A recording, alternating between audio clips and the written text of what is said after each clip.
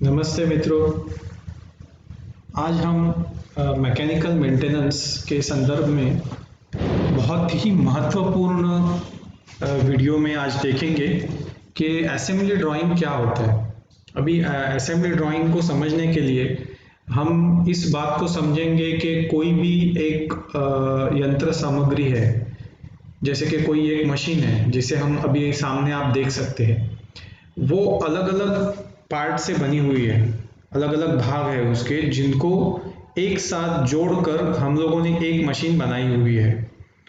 तो हर एक पार्ट एक दूसरे के साथ किस प्रकार से बैठने वाला है या कैसे बैठेगा, यह जानकारी आपको मिलेगी उस ड्राइंग में जिसको असेंबली ड्राइंग कहा जाता है।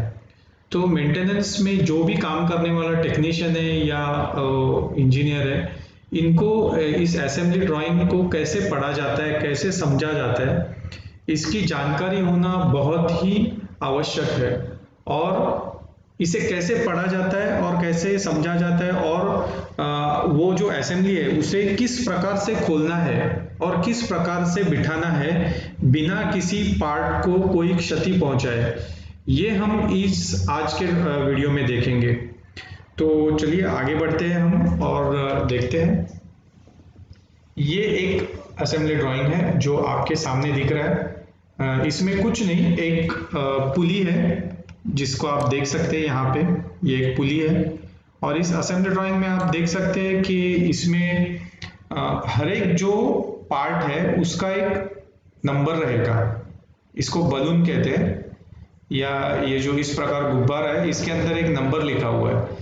तो आपको यदि जानना है कि ये है क्या, तो आपको इस दाहिनी ओर ये जो बिल ऑफ मटेरियल करके टेबल है उसमें मिलेगा। जैसे कि ये है आपका डबल वी पुली, ओके, इसका मटेरियल भी आपको मिलेगा और कितने संख्या में है ये, तो एक ही है ये, इसके लिए यहाँ पे एक लिखा हुआ है उसने, ठीक है। उसी प्रकार से ये नट है, तो ये 12 नंबर का है, तो 12 नंबर आप देखेंगे तो ये लिखा हुआ है यहाँ पे हेक्सागोनल जैम नट, ठीक है।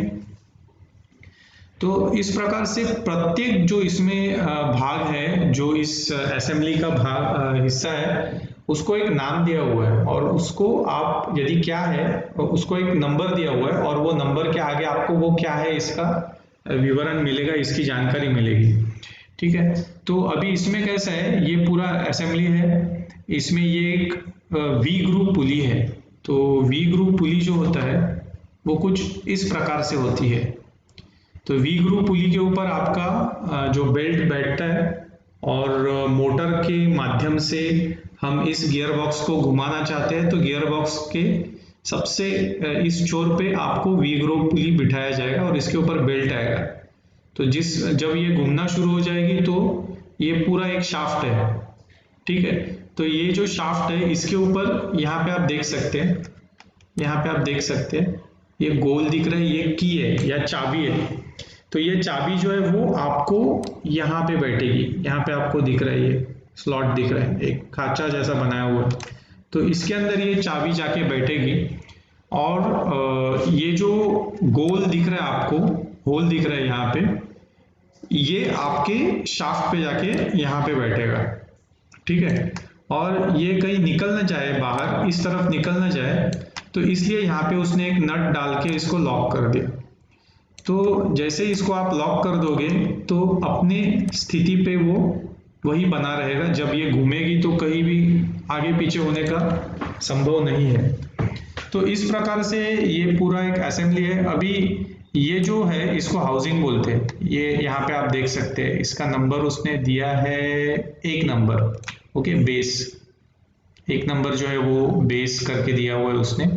तो ये बेस जो है ये आपका मशीन का बॉडी है, ठीक है। तो मशीन के बॉडी के साथ इसने ये बोल्ट से यहाँ पे बिठाया हुआ है, यहाँ पे आप देख सकते हैं ये बोल्ट का नंबर है 14 नंबर, ये देखिए 14 नंबर का बोल्ट है, हेक्सागोनल हेड कैप स्क्रूज। तो इसके साथ ये आपने बिठाया हुआ है, ये हाउसिंग बॉडी है। तो हाउसिंग बॉडी के अंदर आपके बेरिंग है, और बेरिंग की जो माउंट किया हुआ है, जिसपे लगाया हुआ है बेरिंग को, वो आपका ये शाफ्ट है। तो इस शाफ्ट में ये आपका मशीन बॉडी का जो मेन बॉडी है उसकी अंदर की ओर आपका ये गियर बैठ रहा है, ठीक है। और ये गियर कहीं इस तरफ बाहर न निकल जाए जब ये काम कर रहा है, इसके लिए यहाँ पे इसको ये नट से लॉक कर दिए उसके एक पोजीशन पे। अभी कोई भी असेंबली ड्राइंग रहता है, इसको पढ़ते समय या उसको समझते समय आपको एक बात ध्यान में रखनी है, कोई भी मशीन है उसके अंदर कोई भाग स्थिर रहता है, कोई भाग गतिमान रहता है। जैसे कि इसमें आपका जो बॉडी है, मशीन का बॉडी, वो स्थिर रहेगा, स्टेशनरी रहेगा, एक स्थान पे स्थिर रहेगा। और आपका जो ये शाफ्ट है, और शाफ्ट पे बिठाया हुआ जो भी है, जैसे आपका ये पुली है या आपका ये गियर है, ये सब घूमेगा। तो जो भी घूमने वाला हिस्सा है या जो भी मूवेबल है, मतलब जो जिसमें कई या तो वो गोल घूमेगा या तो आगे पीछे जाएगा, तो वैसा जो भी रहेगा ना उस, और जो स्टेशनरी पार्ट और जो मूविंग पार्ट है, इनके बीच में कभी भी बेरिंग आएगा। ऐसा कभी नहीं होगा कि ये घूमेगा गोल शाफ्ट और ये आपका बॉडी है, सॉरी, ये आपका बॉडी है और इसके बीच में कुछ नहीं है, ऐसा कभी नहीं होगा। तो सबसे पहली बात यह है कि जहां पे भी आपका शाफ्ट और बॉडी के बीच में कभी भी बेरिंग आएगी, क्योंकि शाफ्ट गोल घूमेगा और बॉडी अपने स्थान पे रहेगा, इसके लिए उसके बीच में बेरिंग आना बहुत आवश्यक है। तो असेंबली करते समय आपको ये बात कभी भी ध्यान में रखनी है, ठीक है। फिर उसके बाद आप देख सकते हैं ये जो गियर है, इसको भी आपने यहाँ पे चाबी के साथ फिट किया हुआ है, ठीक इसी प्रकार से वो गियर के अंदर भी चाबी उसने बनाया हुआ है। और ये जो शाफ्ट है, इसको आप देख सकते हैं, इसका जो डायमीटर है वो अलग है। अभी ये जो डायमीटर है उसके आगे ये डायमीटर बड़ा है, वो जानबूझ के रखा हुआ है ताकि आपका जो पुली है वो इस तरफ लॉक हो जाएगा अपने आप, कहीं नहीं जा सकता, क्योंकि ये डायमीटर छोटा है, ये बड़ा है। तो पुली की संभावना है ये आपका बाई ओर आने की संभावना है, उसके लिए उसने ये नट दिया हुआ है। एक सेकेंड, ये नट दिया हुआ है। ये नट क्या करेगा, ये लेफ्ट साइड में नहीं आने देगा, राइट साइड में ये डायमीटर उसको आने नहीं देगा, लेफ्ट साइड में ये नट आने नहीं देगा। और फिर ये बेरिंग है, और यहाँ पे ये जो भी कचरा रहेगा वो अंदर न जाए, इसलिए यहाँ पे उसने वो शील्ड दिया हुआ है, इसको नंबर दिया है कितना, 6 नंबर है। तो बेरिंग रिटेनर, मतलब बेरिंग को अपने जगह पे वो पकड़ के रखेगा, और इसके अंदर जो कचरा है बाहर का वो अंदर न जाए, बेरिंग में खराब ना हो, इसके लिए उसने अंदर एक कुछ सील भी रहता है, ठीक है। तो बेरिंग को ये पकड़ के रखेगा, ये लॉक करके रखेगा अपनी जगह पे, बेरिंग हिलेगा नहीं इस तरफ, ठीक है। और बेरिंग जो यहाँ पे दिखाया हुआ है वो भी अंदर की तरफ नहीं जा सकते, क्योंकि बेरिंग का जो आउटसाइड डायमीटर है, बड़ा डायमीटर है, वो डायमीटर और ये हाउसिंग के अंदर, इसके अंदर ये छोटा है डायमीटर, ये डायमीटर छोटा है, और जहाँ बेरिंग बिठाया हुआ है वो डायमीटर बड़ा है। वो आगे हम लोग देखेंगे आगे के स्लाइड में। ओके, अभी हम इसको बहुत पास से देख सकते हैं, ये आपका बेरिंग है, ठीक है। और इसको अभी समझने के लिए हम थोड़ा सा इसको जूम करेंगे, जो ये बॉर्डर के अंदर आया हुआ है उसको जूम करके देखते हैं कैसा रहेगा। ठीक है, ऐसे रहेगा, ठीक है। तो जो बात हम लोगों ने किया, ये आपका सील है और बेरिंग रिटेनर, मतलब बेरिंग को ये बाहर आने नहीं देगा, और बेरिंग के साथ यहाँ पे उसने एक स्लीव डाला हुआ है। स्लीव मतलब एक टुकड़ा रहेगा, वो टुकड़ा दो बेरिंग के बीच में रहेगा, ताकि बेरिंग जब वो घूमेगा तो बेरिंग अपनी जगह पे स्थिर रहे, इसके लिए ये पीस डाला हुआ है, इसको स्लीव कहते हैं, ठीक है। अभी ये आपका पूरा असेंबली हो गया है, ठीक है। तो ये असेंबली को देखते समय ये आपका अंदर की तरफ गियर है। अभी इसको खोलना कैसे है, ये सबसे बड़ी बात है, ठीक है। जब आप इसको खोलेंगे तो आपका सबसे पहला यहाँ पे आपको ये बोल्ट खोलना पड़ेगा, ये बोल्ट खोलना है, ये बोल्ट खोलना है। सबसे पहले तो आपको ये बेल्ट जो है इसके ऊपर, ये पुली के ऊपर इसको उतारना पड़ेगा। ये पुली के ऊपर जो बेल्ट है उसको उतारने के बाद दो रास्ते हैं आपके पास। ये खुला हो जाएगा, फिर घूमना शुरू हो जाएगा आराम से। फिर इसको आप खोल सकते हो, ये बोल्ट और ये बोल्ट। जब आप इनको खोलोगे तो आप देख सकते हो कि ये जो गियर है, ये गियर और ये जो इसके अंदर जो होल बनाया हुआ है बॉडी में, तो होल बड़ा है, इसके लिए आपका ये बोल्ट, ये दो बोल्ट खोलने पर पूरा का पूरा असेंबली बाहर निकल जाएगा।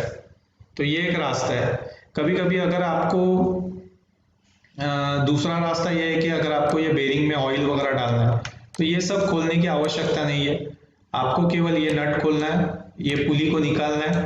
पुली को निकालने के बाद आपको ये बेरिंग का सील और ये लॉक सामने दिखेगा। जैसे ही इसके अंदर एक क्लिप रहता है, इसको आप निकाल दोगे तो आपको बेरिंग दिखना शुरू हो जाएगा। तो बेरिंग को आप उस समय ग्रीसिंग वगैरह कर सकते हो, ग्रीस डाल सकते हो, तेल डाल सकते हो और फिर से पूरा का पूरा बिठा सकते हो। यदि आपको पूरा असेंबली खोलना है, गियर को बाहर निकालना है, तो आपको यहाँ से खोलना पड़ेगा। तो इस तरह से हम लोग आज हमने देखा कि कैसे कोई असेंबली को खोला जाता है या उसको बिठाया जाता है। बिठाते समय भी ऐसा ही करना है आपको। यदि आपने पूरी असेंबली को निकाला हुआ है तो पूरी की पूरी असेंबली को अंदर आपको फिट करना है। अंदर फिट करते समय आपको ध्यान देखना है कि ये गियर जो है वो किसी दूसरे गियर के साथ मैच हुआ है, तो वो आपको ठीक से बिठाना है। अगर आप जबरदस्ती करोगे तो हो सकता है कि इसके जो दांत है वो दूसरे गियर के साथ मैच किए जाते हैं, वो टूट सकते हैं। तो इन सब बातों का ध्यान रख के जो मेंटेनेंस मैकेनिक होता है उसको असेंबली करनी होती है। तो आप हमें बताइए कि ये जो आज का भाग है आपको कैसा लगा, और हमसे जुड़े रहिए।